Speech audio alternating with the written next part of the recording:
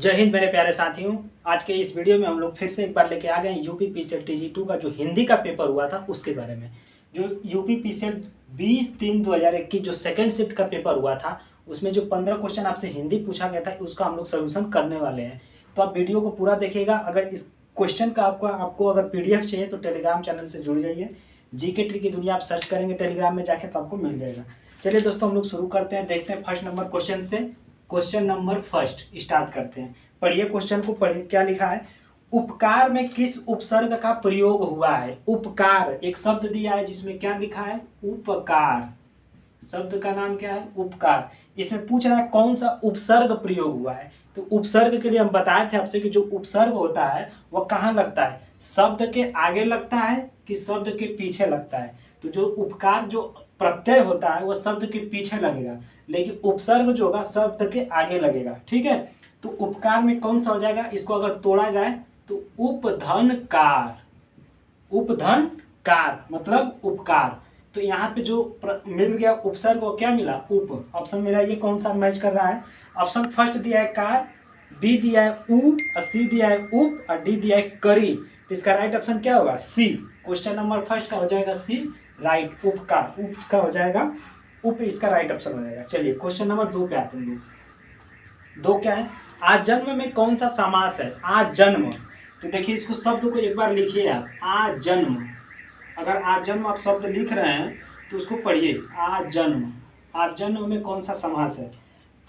अव्ययभावी समास, तत्पुरुष समास, द्वंद्व समास, द्विगु समास। तो देखिए द्विगु समास में क्या होता है कि वो संख्यावाचक होता है। जैसे त्रिरत्न, नवरत्न, चौराहा हुआ, 10, इस तरह से जिसमें संख्यावाचक हो उसको कौन सा समास बोलेंगे? वो हो जाएगा आजन्म, मतलब कि द्विगु समास। द्वंद्व समास किसको कहेंगे? द्वंद्व समास जिसमें योजक चिन्ह रहता है। जैसे माता पिता के बीच में क्या होता है? देखिए यहाँ से आपको दिखा रहे हैं माता और बीच में यहाँ पर लिखा है पिता, इसके बीच में योजक चिन्ह है। दूसरा नंबर जैसे भाई बहन अगर लिखा गया है भाई बहन, तो इसके बीच में भी योजक चिन्ह है। तो माता पिता भाई बहन के बीच में क्या है? योजक चिन्ह है। तो इसको कौन सा समास कहेंगे? द्वंद्व समास। द्वंद्व समास तरीका एक और है, उसमें क्या है? माता पिता ये दोनों आपस में विलोम शब्द होता है। आपस में कौन सा शब्द होता है? विलोम। जैसे भाई का विलोम बहन, बहन का विलोम भाई, तो आपस में क्या है? विलोम शब्द है। ऐसे पहचान लेंगे। तत्पुरुष में तो पता ही है कि कर्ता ने कर्म को करण से आपदान, इस तरह से हम लोग उसमें पकड़ते हैं। देखिए इसके बाद जो अव्ययभावी समास होता है, कभी भी शब्द में अगर आपको उपसर्ग मिल जाए, दुनिया का कोई भी शब्द हो जिसमें उपसर्ग जुड़ा हो, वह सीधे कौन सा समास हो जाता है? अव्ययभावी समास हो जाता है। अगर आपसे पूछे कि कोई आजन्म हो गया तो इसको तोड़ेंगे आ प्लस जन्म, आ प्लस जन्म, आजन्म हो जाएगा अव्ययभावी समास। तो राइट ऑप्शन हो जाएगा दूसरे का ए, बिल्कुल राइट होगा। चलिए क्वेश्चन नंबर 3 पे आते हैं हम लोग। क्वेश्चन नंबर 3 को आप पढ़िए और इसका कमेंट बॉक्स में इसका जवाब बताइए। आपको 15 क्वेश्चन में से कितना क्वेश्चन सही हुआ है ये भी बताना है। कितना क्वेश्चन आपका राइट हुआ है कमेंट बॉक्स में बताइए। चलिए 3 नंबर पे आते हैं। जो मापा ना जा सके वाक्यांश के लिए एक शब्द बताइए। जिसको हम लोग माप ही नहीं सकते उसके लिए एक शब्द क्या होगा? अपरिमेय होगा, आयतन होगा, परिमेय होगा, परिमाप होगा। तो जिसको मापा नहीं जा सकता यानी अपरिमेय है उसको क्या कर सकते हैं? मापा नहीं जा सकता, अपरिमेय। और जिसको मापा जा सकता हो जाए वो परिमेय हो जाएगा। ठीक है, आयतन दिया है, आयतन को भी हम लोग माप सकते हैं, जिसमें आयतन में लंबाई चौड़ाई ऊंचाई पता चल जाता है। परिमेय हो गया। परिमाप तो सीधे मापा ही जा सकता है। जिसको मापा नहीं जा सकता है वो हो जाएगी संख्या क्या? अपरिमेय संख्या हो जाएगी, जो क्वेश्चन नंबर 3 का ए राइट हो जाएगा। क्वेश्चन नंबर 4 पे आते हैं हम लोग। 4 को पढ़िए। निम्नलिखित में से कौन सा शब्द स्त्रीलिंग है? तो जब भी आपको स्त्रीलिंग पुल्लिंग बताना हो तो आप सीधे उस शब्द को बोलिए और प्रैक्टिस करिए। देखिए कैसा उसमें शब्द सेंटेंस बन रहा है, तो उस हिसाब से अगर पकड़ेंगे तो बहुत अच्छे से उसको पकड़ लेंगे। देखिए शब्द में क्या दिया है? तकदीर।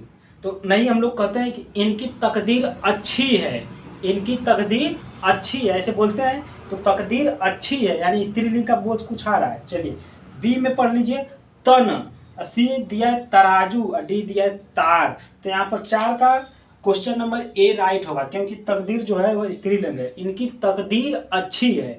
नहीं कहते कोई अगर पढ़ रहा है उसका अगर जॉब हो जाता है, कोई गवर्नमेंट जॉब में अगर एग्जाम उसका क्वालिफाई कर लेता है तो हम कहते हैं इसकी तकदीर अच्छी है या इनकी तकदीर अच्छी है, ऐसे बोलते हैं। ठीक है, तो आप भी तैयारी करिए, आपका भी होगा।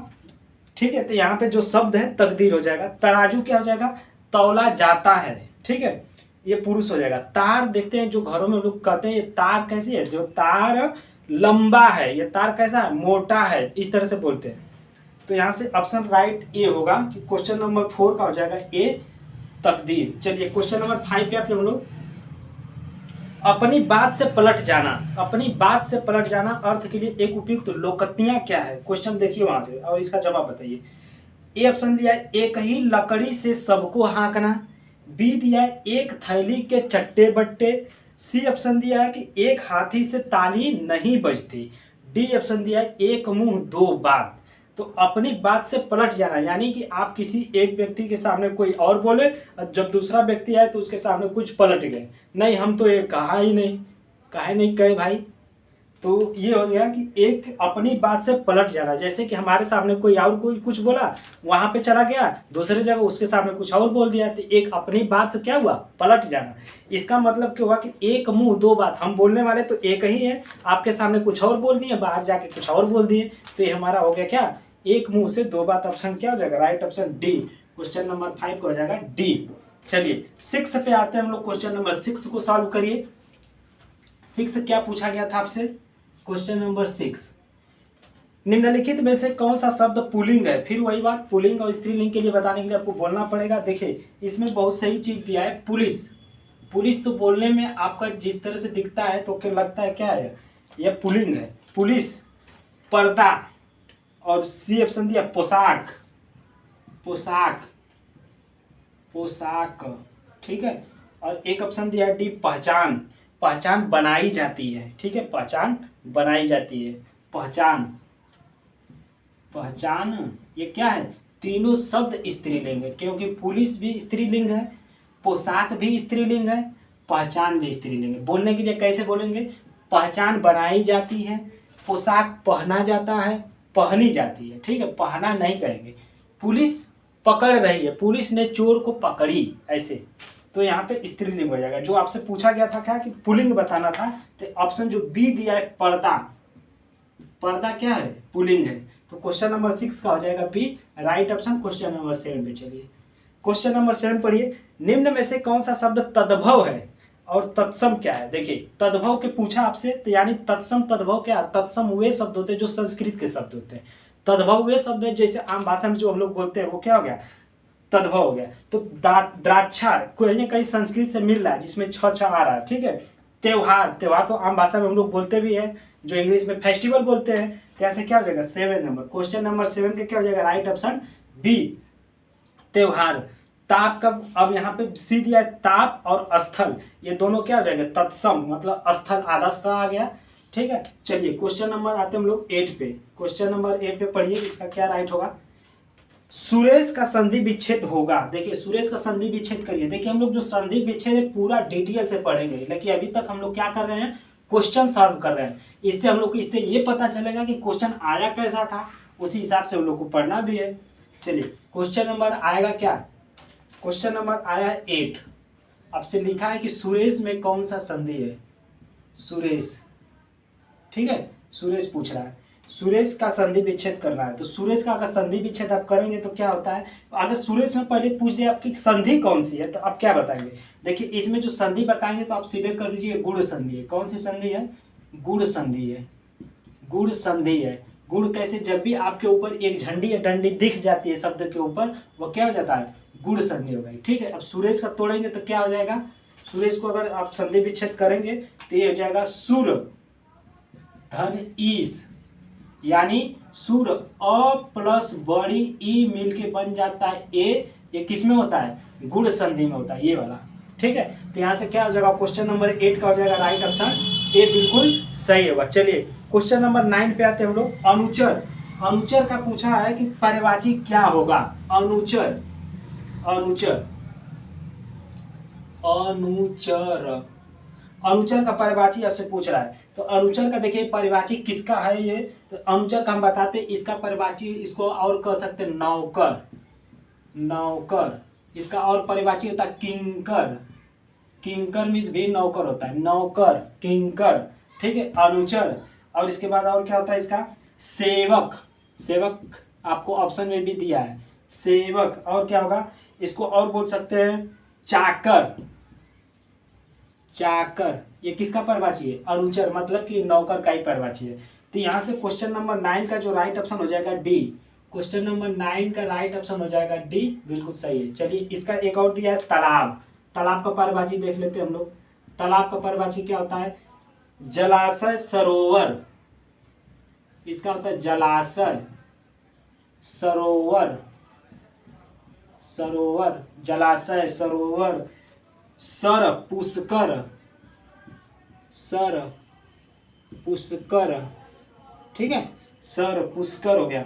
इसके बाद सरसों, पुष्कर, सरसी, सरसी बोलते हैं इसको, सरसी, तालाब का ही परिभाषी है सरसी, ठीक है, तालाब का ये परिभाषी शब्द हो गया। इसके बाद एक और शब्द देख लेते हैं हम लोग, दानव जो दिया ऑप्शन बी। दानव का परिभाषी क्या होता है? इसका परिभाषी होता है असुर, निशाचर। असुर बोलते हैं दानव को, क्या बोलते हैं? असुर, निशाचर, निशाचर, असुर, निशाचर। इसके बाद दनुज बोलते हैं, दनुज। दनुज किसका परिभाषी है? ये दानव का है, ठीक है। चलिए अब हम लोग क्या किए हैं, क्वेश्चन नंबर 9 का सबका देख लिए परिभाषी। तो 9 का क्या ऑप्शन सही हो रहा है? D option. क्वेश्चन 9 का डी हो गया। पूछा तो क्या था कि अनुचर का परिभाषी क्या होता है? तो अनुचर का परिभाषी यहीं पे दिया था, नौकर, किंकर, सेवक। यहाँ पे सेवन आपको ऑप्शन में मिल रहा है, तो बिल्कुल राइट ऑप्शन हो गया। चलिए क्वेश्चन नंबर 10 पे आते हैं हम लोग। क्वेश्चन नंबर 10 पढ़िए। क्वेश्चन 10 को पढ़िए और जवाब कमेंट बॉक्स में बताइए। आपको 15 क्वेश्चन में से कितना सही भी हुआ है वो भी आपको बताना है। क्वेश्चन नंबर 10 पे आते हैं हम लोग। क्या लिखा है? साधारण का विलोम शब्द होगा। आपसे साधारण का विलोम शब्द पूछा है। साधारण का विलोम शब्द क्या होगा? विशिष्ट होगा, सामान्य होगा, विद्वान होगा, वीर होगा। तो साधारण का विलोम मतलब विशिष्ट। कोई चीज साधारण है तो मतलब कठिन होना चाहिए, तो विशिष्ट हो गया। सामान्य तो होगा नहीं, क्योंकि साधारण सामान्य दोनों एक ही शब्द है। विद्वान, विद्वान का अगर आपसे पूछा जाए कि विद्वान का क्या होता है, विद्वान का अगर आपसे पूछा जाए तो इसका मूर्ख होता है। विद्वान का क्या होता है? मूर्ख होता है, ठीक है, ये मूर्ख होता है। अगर आपसे बी ऑप्शन जो डी दिया है वीर, वीर का क्या होता है? ऑप्शन जो डी दिया है वीर, इसका होता है कायर। वीर का विलोम क्या होता है? कायर। कोई व्यक्ति वीर है तो कोई व्यक्ति कायर है, ठीक है, तो ये होता है वीर का विलोम शब्द। तो इसका राइट ऑप्शन क्या हो जाएगा? क्वेश्चन नंबर 10 का हो जाएगा राइट ऑप्शन ए। चलिए क्वेश्चन नंबर हम लोग आते हैं 11 पे। 11 क्या है? 11 को पढ़िए, क्वेश्चन नंबर 11 को आप पढ़िए और इसका बताइए जवाब। देखिए, बिल्लियों का उछलना, मतलब कि बल्लियों, बल्लियों उछलना, मुहावरे का अर्थ क्या होगा? बल्लियों उछलना का मुहावरे का अर्थ क्या होगा? तो देखिए क्या दिया ऑप्शन ए, व्यायाम करना, बी दिया बहुत क्रोधित होना, सी दिया आश्चर्यचकित होना, और डी ऑप्शन दिया बहुत खुश होना।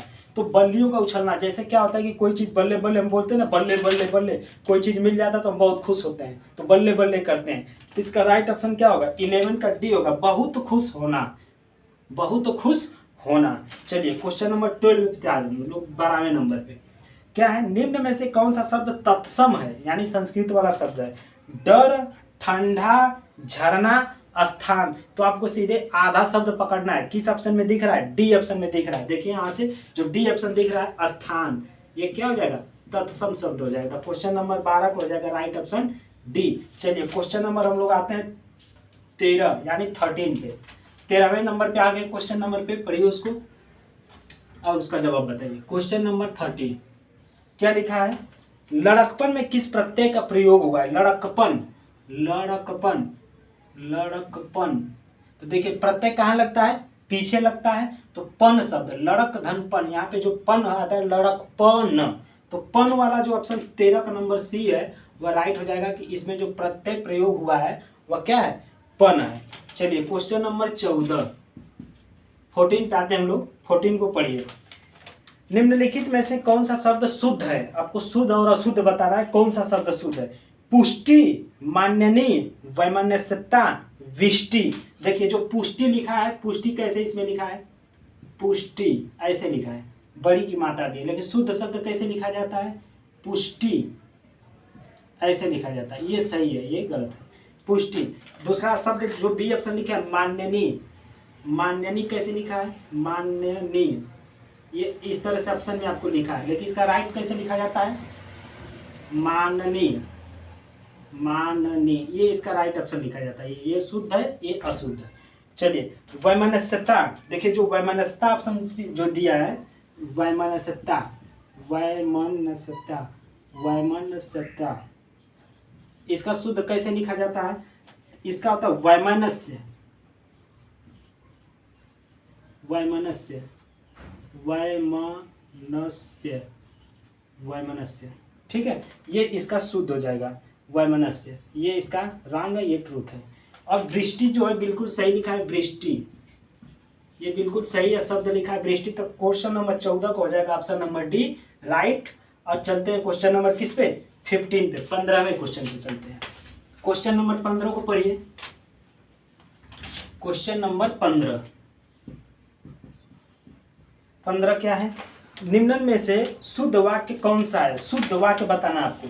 ऑप्शन ए दिया तुमने क्षमा मांगा, पढ़िए क्वेश्चन को, तुमने क्षमा मांगा। बी ऑप्शन दिया है तुम क्षमा मांगी। सी ऑप्शन दिया तुमने क्षमा मांगी। और डी ऑप्शन दिया तुम क्षमा मांगा। तो देखिए सब में देखेंगे तो एक चीज दिख रहा है कि तुमने क्षमा मांगा, यानी कोई एक लड़का है वो क्षमा मांगा। तुमने क्षमा मांगा नहीं, तुमने क्षमा मांगी, यहाँ पर 15 का सी हो जाएगा। तुमने क्षमा मांगी, तुम क्षमा मांगी, ये तुम क्षमा मांगी बी ऑप्शन बिल्कुल सही नहीं लग रहा है। सी डी को पढ़िए, तुम क्षमा मांगा, ऐसे कहा जाता क्या? तुम क्षमा मांगा नहीं, यहाँ से क्या हो जाएगा? तुमने क्षमा मांगी, बिल्कुल क्या हो जाएगा? यहाँ पे क्वेश्चन नंबर 15 का सी हो गया। तो हम लोग दोस्तों यूपी पीसीएट TG2 का जो 2021 का पेपर सेकेंड शिफ्ट का था उसको हम लोग सॉल्व किए हैं। अब से 15 क्वेश्चन हमने डिस्कशन किया है और उसके साथ जो क्वेश्चन रिलेटेड था ऑप्शन उसको हम भी डिस्कशन करते गए हैं। तो आप वीडियो को पूरा देख लिए हैं। अगर यहाँ तक आप पहुँच चुके हैं तो आपको पता होगा कि हिंदी में आपका 15 क्वेश्चन में कितना क्वेश्चन बना पाए हैं। अगर आपसे 10 भी बना है तो बहुत अच्छा है, 12 का नहीं है तो और अच्छा है, अगर 14 कर रहे तो बहुत अच्छा है। एक क्वेश्चन तो सबका रंग होता ही है, चाहे आप 100% तो कोई सही नहीं कर पाता है, हम खुद भी नहीं कर पाएंगे, कोई भी नहीं कर पाएगा। तो 1% छोड़िए, आपको अगर 12, 13, 14 के बीच में है तब भी बिल्कुल सही है। थोड़ा सा बस आपको मेहनत करने की ज़रूरत है। देखिए अब हम लोग, अगर आपका इसका PDF चाहिए, क्वेश्चन पेपर का PDF जो टेक्निकल का क्वेश्चन का चाहिए या नॉन टेक का जो भी चाहिए, तो आप टेलीग्राम चैनल GK ट्री की दुनिया के सर्च करके आप टेलीग्राम से जुड़ सकते हैं। चलिए दोस्तों हम लोग मिलते हैं नेक्स्ट पार्ट में। नेक्स्ट वीडियो में भी हम लोग क्या पढ़ने वाले हैं कि यूपी पीसीएट जो हिंदी का पेपर हुआ था, जितने शिफ्ट में हुआ है पेपर, सबका एनालिसिस हम लोग करेंगे इस चैनल पे। अगर आप नए हैं तो चैनल को जरूर सब्सक्राइब करिए, अपने दोस्तों को भी शेयर करिए, क्योंकि ये चैनल बिल्कुल आपके लिए ही बनाया गया है, आपके लिए पढ़ाई के लिए। चलिए हम लोग मिलते हैं नेक्स्ट वीडियो में। वीडियो देखने के लिए बहुत बहुत धन्यवाद। जय हिंद।